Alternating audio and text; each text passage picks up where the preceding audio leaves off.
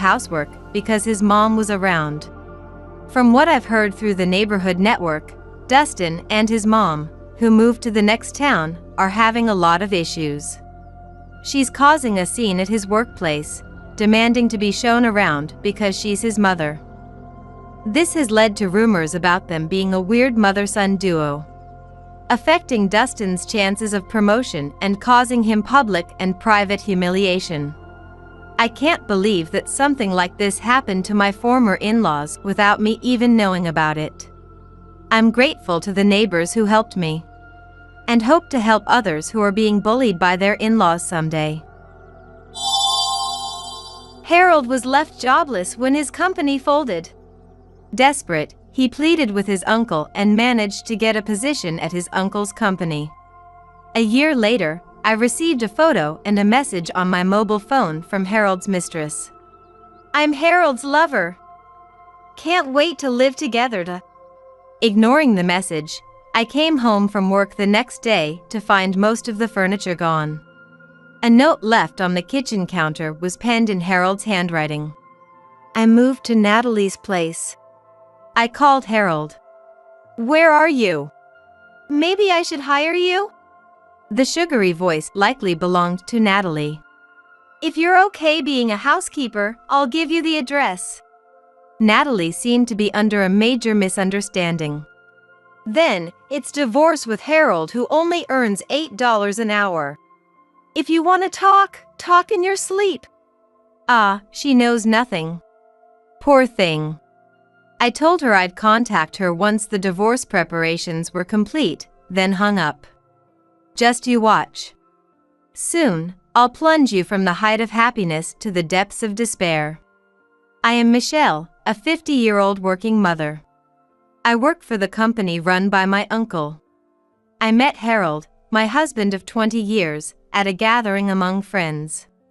He seemed like a great guy, and after he approached me as we were leaving, we started dating after meeting a few times. Harold had lost his dad in middle school, but his stepmother Isabella came from a wealthy family. After graduating from a prestigious university and working for a major corporation, he always seemed to have financial and emotional leeway, which showed in his attitude. Thanks to this, Harold was always attentive to me. On anniversaries, he'd go all out with presents, luxurious dinners, hotels with beautiful night views, and even bouquets of flowers. Treated like a princess, I was over the moon. When we decided to get married, I was thrilled, thinking I could build a happy home with him. Little did I know, I'd regret it so soon. Since middle school, Isabella had lived alone with Harold, so it was easy to imagine she'd interfere in our marriage. However, Isabella, living in the next town, never visited our apartment and didn't rush us to visit her in-laws' home either. She seems busy with theater, traveling with friends, or concerts, I was told. Hearing this, I felt relieved. Soon after, I became pregnant, and both Isabella and Harold were more delighted than I, savoring the happiness. But it was around this time that dark clouds began to loom over our marriage. Harold started going out on weekends. Despite my being weak from morning sickness, he'd casually go skiing, camping, or traveling, making me question his sensitivity. Getting married and then leaving the house empty every weekend is just strange. When I complained, Harold cocked his head. "It's impossible to take a pregnant wife with me." "Oh. Then, should I invite people over? Maybe around 5 or 6 each week." Harold's face lit up with excitement. "Wouldn't that be fun for you, too? For a barbecue, everyone could bring some vegetables or meat. It would surely take your mind off things."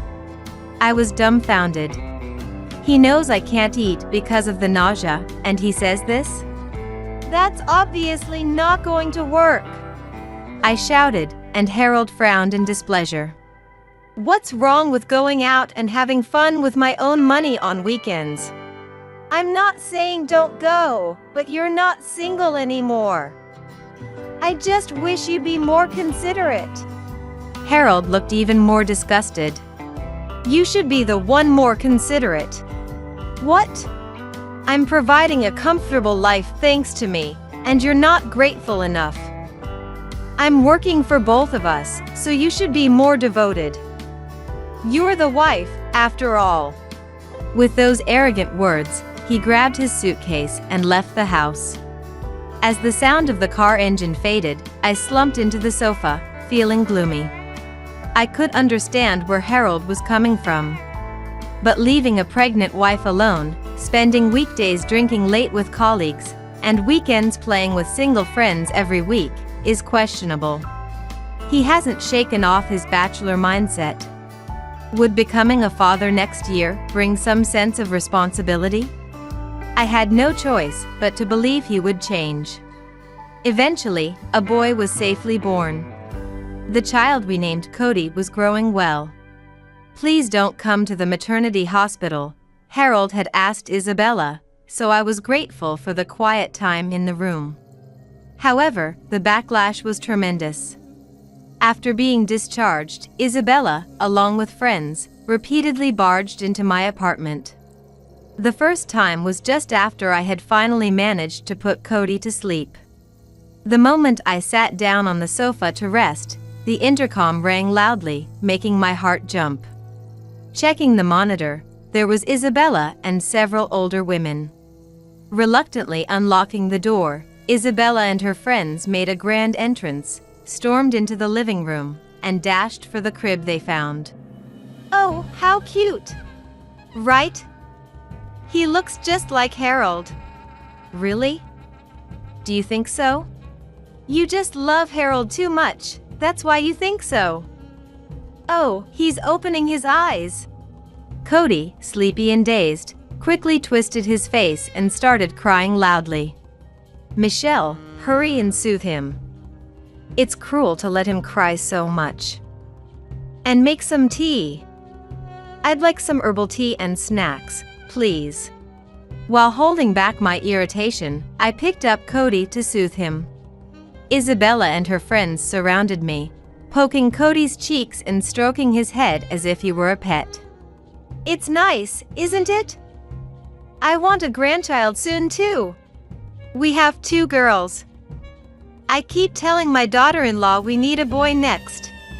Listening to their conversation, Isabella looked smug. Like a storm, Isabella and her friends came, chatted beside me soothing Cody, made a mess with snacks, and left. When I complained to Harold after he returned from work, he strangely smiled. Mom wanted to show off her grandson to her friends. It's cute what she did. I recoiled in shock. Listen, I'm only 3 days post-discharge. I'm in a daze, nursing every 2 hours, and managing the household. His indifferent response irritated me. It took another 2 hours to put Cody back to sleep. Please, no more unannounced visits. Tell Isabella. At my plea, Harold visibly grimaced. Mom and her friends came all this way to celebrate. Instead of being grateful, why complain? Feeling utterly frustrated with Harold's lack of understanding. I wished I had given birth back at my parents' home, even if it meant hours by plane and train. My parents live with my brother and his wife, who have young kids, so I hesitated to return home. Harold, you're not involved in childcare at all. You don't understand. Can't you look after Cody once in a while? I pleaded earnestly. Maybe just for an hour on the weekend? I'd like to visit the salon or relax at a cafe for a bit. So, you want to skip Mom's duties? Harold laughed derisively. Every mom raises her kids alone. If you can't, you're a failure as a mom. That's cruel. Don't say that. It's the truth. He glared at me, speaking bluntly. Can't believe you'd ask to waste my precious weekend. I'm the one providing for you. Isn't that enough? If you want to be pampered, go back to your parents' house. And don't come back. Throwing those cold words at me, Harold walked away to the bathroom. Left alone in the room, I wiped my eyes, and Cody, sensing my mood, started to fuss. Holding Cody, I felt a deep sense of despair. He used to be so kind. How could he change so much? Or was this his true nature all along? Eventually, I began to think, in a way, Isabella might be better than Harold. She showed interest in Cody, entertained him with toys, and talked to him. Harold, strangely, showed little interest in Cody. Only after much insistence did he start taking showers with Cody on weekends, but he refused to do any other caregiving. Even in the same room, Harold was engrossed in his mobile phone games, brushing Cody away irritably when he crawled up. Whether Cody laughed in his adorable voice or babbled in baby talk, Harold remained indifferent.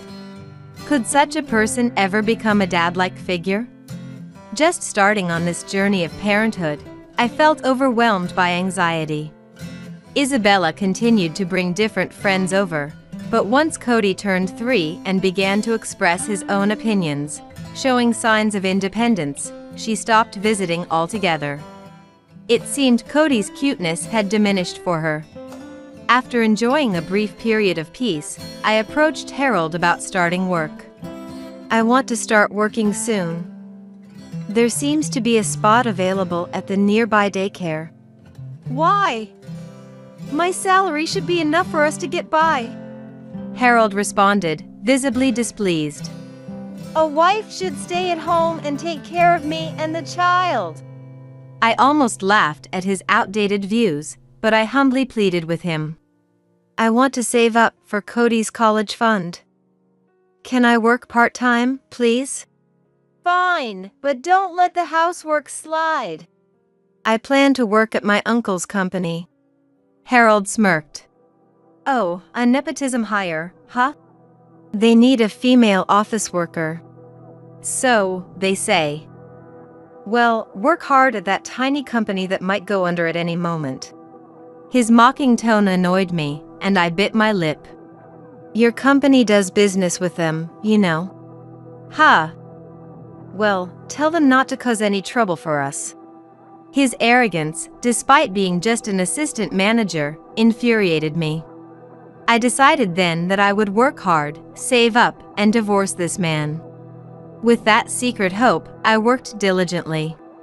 As Cody grew and balancing work and home became manageable, I switched to a full-time position and worked even harder. One evening, Harold came home looking downcast. Welcome back. What's wrong? Our company is going under. What? Bankrupt. Rushing to check my phone, I saw articles about Harold's company. Harold looked awkwardly at the floor, a sight I hadn't expected. I'd heard about the poor performance, but I never imagined it would collapse. What will we do? Guess I'll have to find a job at another company, he said dismissively, dropping his commuter bag to the floor. Panic set in. Living on my salary alone was doable, but saving would be tough. For now, I planned to dip into the savings I'd secretly amassed for a potential divorce and use it for Cody's college fund. Despite Harold's bluster at home, we had been comfortably living off his income. Losing that would be a significant blow. I could only hope he'd find a new job before the unemployment benefits ran out. However, Harold's determination only lasted a month. Soon, he fell into a routine of staying up late and sleeping in, leading a sloppy life. I was frustrated that Harold used all his unemployment benefits as pocket money without contributing to the household. Watching him play mobile games while sprawled on the couch, as I cooked and cleaned, made my anger nearly boil over multiple times. Hey, maybe it's time to seriously look for a job. You're almost 40. It might become harder to find the job you want after that. When I gently pushed him, Harold angrily retorted. Shut up! I'm looking on job sites. But I've never seen you write a resume. I'm carefully selecting a company worthy of me. He declared arrogantly, "I graduated from a top university. Working for a low-grade company would tarnish my reputation. You, coming from a lesser background, wouldn't understand." Oh, is that so? After countless exchanges like this, with no progress, 10 years passed.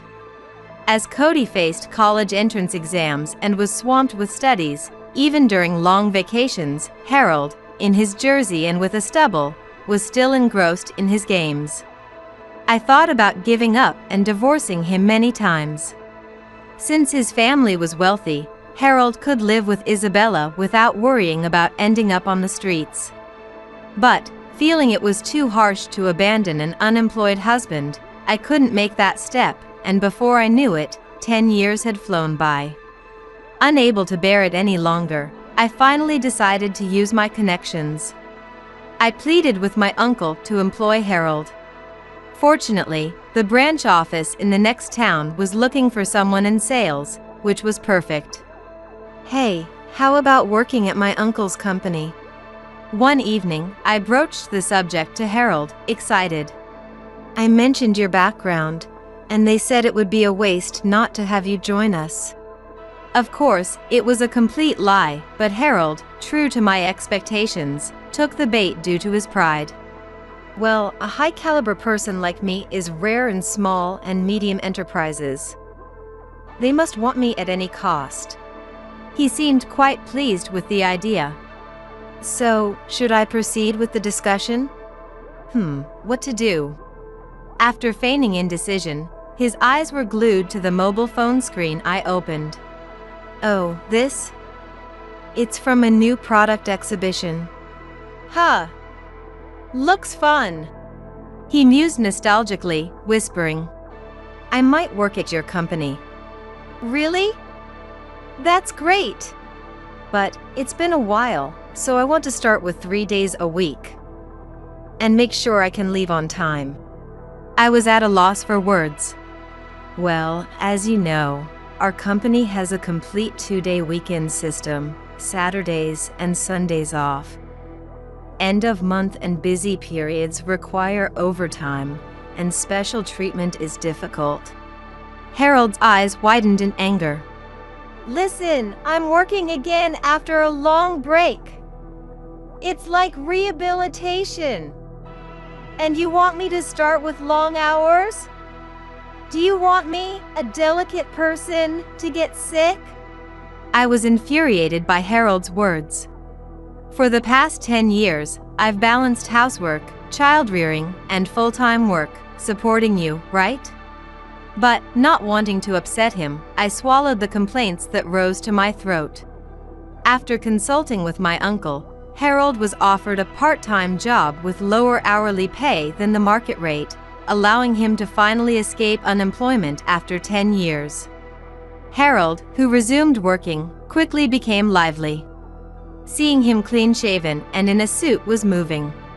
Though he had thinned on top and his figure had changed, a bit of his youthful freshness seemed to return.